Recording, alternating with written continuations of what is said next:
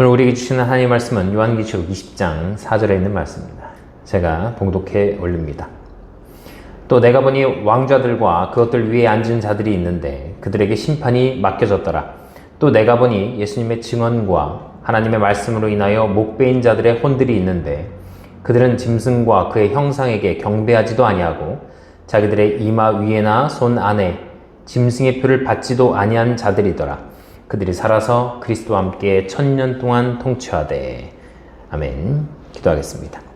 전능하신 주님, 말씀 전합니다. 말씀과 은혜 주시고 함께하여 주시옵소서. 감사드립니다. 예수 그리스도 이름으로 간절히 기도드립니다. 아멘. 반갑습니다. 할렐루야.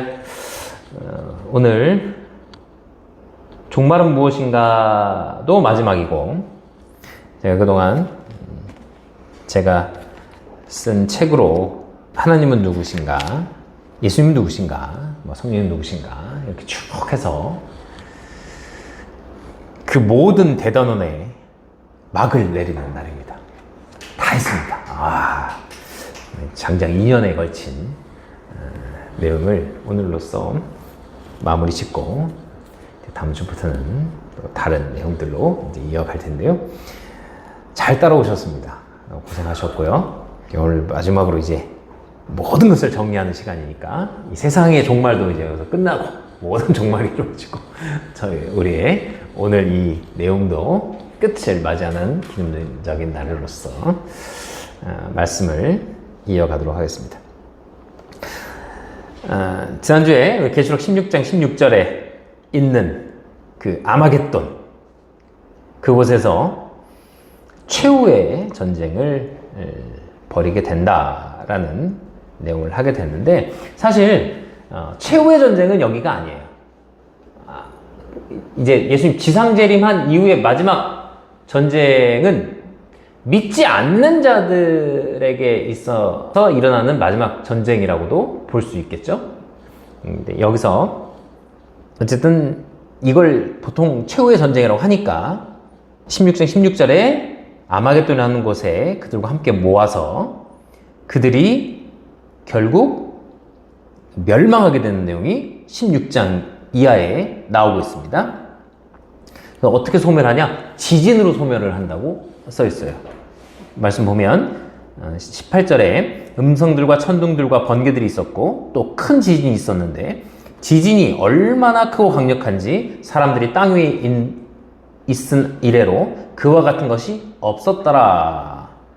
그러면서 19절에 그 큰 도시가 세 조각으로 갈라지고 민족들의 도시들도 무너지며 또 큰 바빌론이 하나님 앞에 기억되어 그분께서 그녀에게 자신의 맹렬한 진노의 포도즙 잔을 주시니라. 그러니까 이러면서 큰 도시가 갈라지고 민족들의 도시들이 무너지는 일이 일어나게 됩니다. 그러면서 이제 그 일이 있은 이후에 천년 왕국에 돌입하게 되는데, 오늘 우리가 읽은 말씀을 보면 1000년 동안 왕노릇하는 그 기간이 이어지게 됩니다. 그러니까 오늘은 지상재림 이후에 일어날 일들에 대해서 말씀을 드릴 텐데, 1000년 왕국이 먼저 이루어져야 된다는 거예요. 이 1000년 왕국이 왜 중요하냐면, 예수님을 보통 뭐라고 그래요? 왕의 왕, 주의 주, 왕 대신 주님이라고 얘기하잖아요. 그런데 보통 왕은 뭐예요? 정치적인 군주를 왕이라고 하잖아요. 예수님은 왕으로 오셨지만 초림하실 때, 처음 오셨을 때는 어떤 분으로 오신 거예요? 왕으로 오시지 아니하고 뭘로 오신 거예요? 그리스도로 오셨잖아요. 죄를 사해 주시는 목적을 가지고 오셨단 말이에요. 정치적인 메시아는 뭐예요? 믿는 자가 구원받는 게 아니라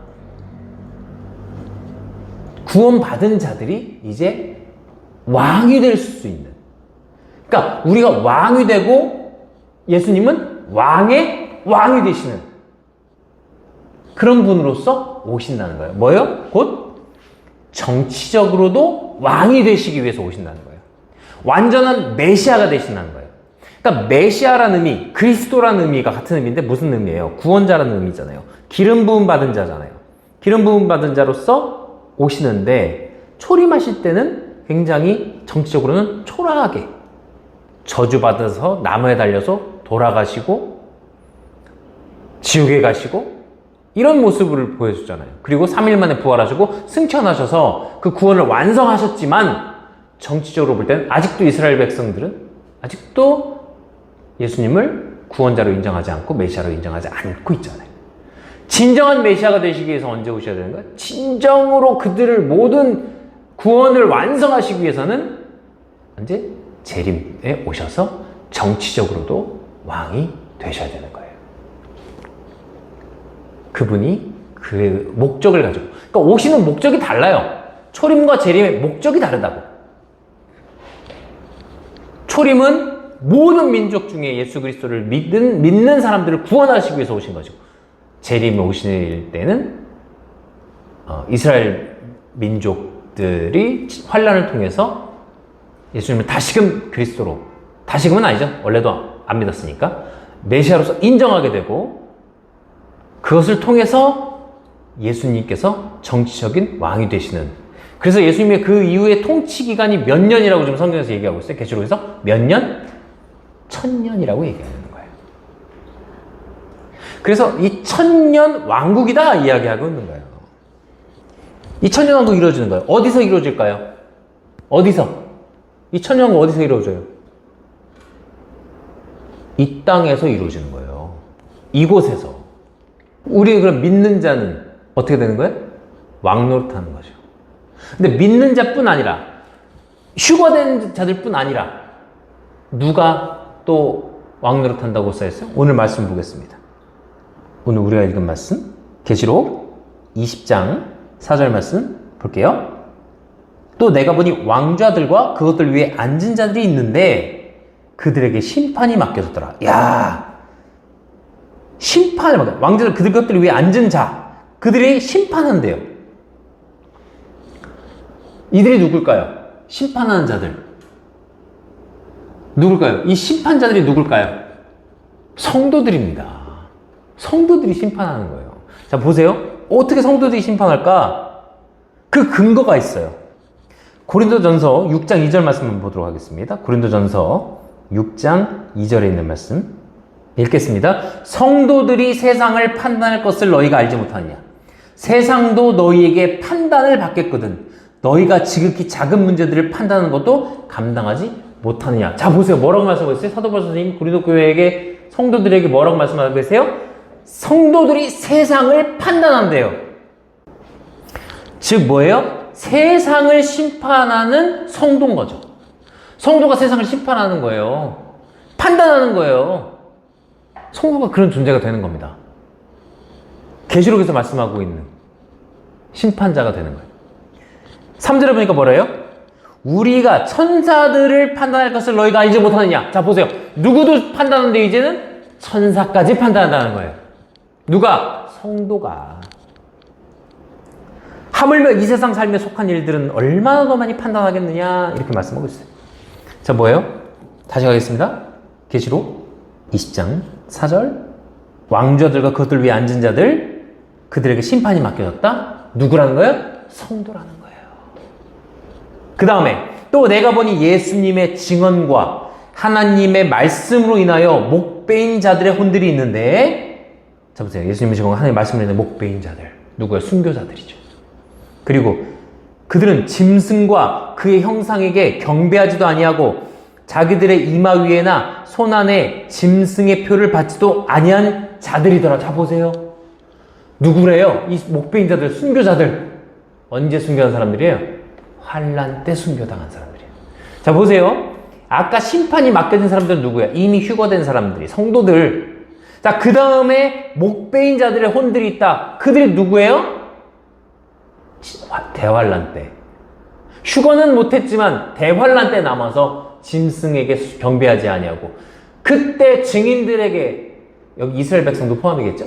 증인들에게 전도받아서 그때라도 예수님 말고 짐승에게 절하지 아니하고, 계시록 13장에 나오는 얘기잖아요. 짐승의 수 666 얘기할 때 그 이마에 표를 받고 손목에 표를 받지 아니한 그런 사람들을 얘기하는 거예요.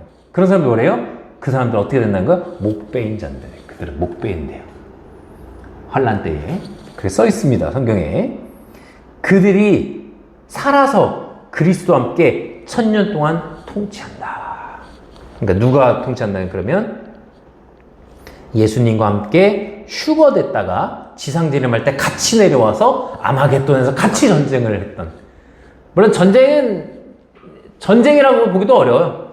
왜냐면 내려왔는데 거기 모인 민족들에게 천사를 통해서 지진으로 소멸을 하거든. 거기서. 그러니까 그렇게 된 다음에 14만 4천 명. 그리고 환란 기간 동안 우상에게 경배하지 아니하고 이마에 손에 표를 받지 아니하는 자들이 천년왕국에서 왕노릇하는 그들이 될 것입니다. 그럼 백성들도 있어야겠죠? 백성 누굴까요? 백성 누구예요? 환란을 거치고 아직 죽지 아니한 자들이겠죠. 아마겟돈에서도 살아남은 사람들. 이해되세요? 천년왕국은 이 땅에서 이루어진다니까요. 예수님의 통치가 이루어져요. 그러면 그때 당시 아이 낳고 이 1000년 동안 아이 낳고 뭐 일상생활하고 될까 안 될까요? 천년왕국 동안 그런 일들도 일어나겠죠. 그런 일들도. 아이도 낳고 뭐 그런 이 세상에 일어나는 일들, 지금처럼 일어나는 일들도 있겠죠. 죽음? 있겠죠. 자, 근데 죽지 않는 사람들은 누구예요? 왕들. 예수님과 함께 내려온 성도들은 이미 죽었잖아요. 이미 죽었었잖아요. 그래서 낙원이 이 땅에 일어나는 거예요. 천년왕국이 낙원이 되는 거예요. 이 땅에 낙원이 되는 거예요. 그럼 우린 죽음을 이겨냈잖아요. 그리고 이미 목배인 혼들, 그들도 내려와서 이 천년왕국에서 왕노릇 한다는 거야. 왕들이 있는 거야. 그러면 왕들만 있는 게 아니라 이 천년왕국 때에도 이 땅에서도 모든 사람이 죽은 게 아니거든요. 환란을 때까지 안 죽은 사람도 있을 거 아니에요.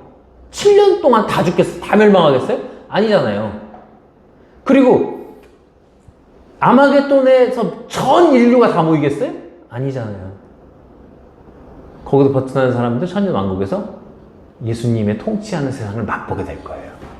그럼 우리는 1000년 동안 죽지 않고 살아나겠죠. 왕이니까. 왕들로서. 그러니까 특별한 존재가 된 거예요.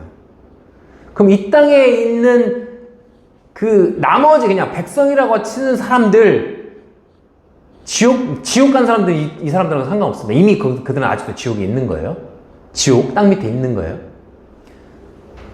죽은 사람들이 아니에요. 그러니까 모두 몰살당하지 않았을 거란 말이에요. 아마겟돈 이후에. 사람들은 그러나 일반 백성들, 아직 죽지 않은 사람들이 있을 거 아니에요. 그들은 이 천년왕국에서 살아갑니다. 단 뭐가 있을까요? 마귀의 유혹이 없어요. 마귀의 유혹 없이 살아가는 겁니다. 진정으로 예수님께서 왕 되신 그 모든 것을 이루고 살아가는 거예요. 자, 그럼 이 땅에 있는 사람들, 그러면 그 사람들은 죽으면 어떻게? 천국 가요? 지옥 가요? 명확하게 설명을 안 하고 있기 때문에, 성경에서 그들에 대해서는 명확하게 설명을 안 하고 있기 때문에, 관점이 천년왕국 내에서의 관점이 그들에게 관점이 되어 있지 않기 때문에 명확하게 그들이 죽어서 천국에 간다, 가지 않는다 알 수 없어요. 그러나 나중에 심판받을 일들이 일어납니다. 그 일들이 일어나요. 그건 또 이게 다음에 또 설명을 하겠습니다. 이어서. 어쨌든 그들이 죽음을 보지 않을 수도 있어요. 1000년 동안은 이 땅에 살면, 육신으로 살면.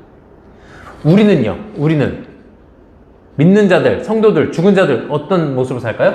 부활체로서 삽니다. 말씀드렸잖아요. 휴거될 때에 내 몸이 한순간에 호련히 변화되어 부활체가 되잖아요. 부활체가 된 사람들은 죽어야 안 죽어요?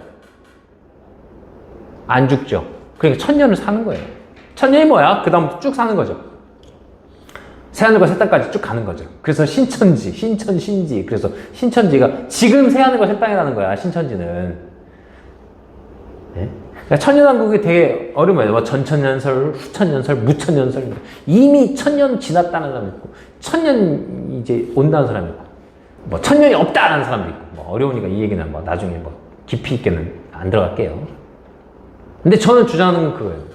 예수님 재림 후에 천년이 이루어진다는 거예요. 천년왕국이. 왜? 성경에서 말씀하고 있잖아요. 계시록에서. 순서가 그렇게 된다니까, 순서가. 그러니까 믿는 자는 왕노릇하게 될 것이고 예수님은 왕의 왕이 되시는 거예요. 이 천년 동안은 왜 천년왕국이 되냐? 계시록 20장 1절에서 2절 말씀 한번 보도록 하겠습니다. 읽겠습니다. 또 내가 보니 한 천사가 바닥 없는 구덩이 열쇠와 큰 사슬을 손에 들고 하늘로부터 내려와 2절 마귀요 사탄인 곧 용 그 용 곧 저 옛 뱀을 붙잡느니라. 그가 그를 붙잡아 천년 동안 결박하여. 자 보세요. 천년왕국이 이루어지는 이유는 뭐예요? 마귀를 결박했더니 천년왕국이 이루어지더라. 이해되세요? 3절을 보니까 바닥 없는 구덩이에 던져 넣어 가두고 그 위에 봉인을 하여 천년이 차기까지는 그가 더 이상 민족들을 속이지 못하게 하니라. 뭐예요? 마귀가 없는 세상. 그게 천년왕국이에요. 마귀가 민족들을 속이지 못하게 하는 세상. 그게 천년왕국인 거예요. 그리고 그 천년왕국에서 누가 통치하시는 거예요? 예수님 통치하시니까. 예수님 통치하는 세상이 천년왕국인 거예요. 여러분 지금 누가 세상을 통치하고 있다고 그랬어요? 제가 계속 말씀드렸죠. 누가? 지금 이 세상의 왕 누구다? 마귀. 그래서 하나님께서 세상을 이처럼 사랑하사 독생자를 주셨다. 이 세상을 사랑하셨다. 마귀를 사랑하시 아니라 마귀의 통치 안에 있는 이 불쌍한 인간들을 사랑하셔서 그리스도를 독생자로 구원자로 보내주셨다는 거예요. 독생자를 구원자로서 보내주셨다는 거예요. 근데 하나님께서 또 뭐라고 말씀하세요? 하나님 세상을 미워하셨다 그래요. 그 미워하신 세상은 누구예요? 마귀예요. 마귀가 통치하는 이 세상이에요. 그러니까 이 천년왕국은 뭐가 다른 거예요? 누가 다른 거예요? 통치자가 다른 거예요. 조선시대에서도 세종대왕이 통치하던 기간과 같은 조선인데 세종대왕의 직계 후손으로 누가 나와요? 연산군이 나와요. 연산군이 통치하는 세상은 다르잖아요. 다른 세상이죠. 같은 조선인데 세상이 다르잖아요. 통치자가 누구에 따라. 같은 세상인데 통치자가 누구래요? 마귀였는데 누구로 바뀌는 거예요? 예수님으로 바뀌는 세상이에요. 그게 천년왕국입니다. 얼마나 감사한 일이죠. 제가 오늘 끝내려고 그랬는데 못 끝낼 거예요. 다음 주도 이어서 종말에 대해서. 왜냐면 해야 될 게 아직 종말이 끝난 게 아니거든요. 천년왕국 이후에도 또 있거든요. 어쨌든 이 천년왕국은 뭐예요? 예수님께서 진정으로 왕으로서 오시는 그 기간을 이야기하게 되는 겁니다. 사탄이 없으니 아름다운 천년왕국이 되는 거예요.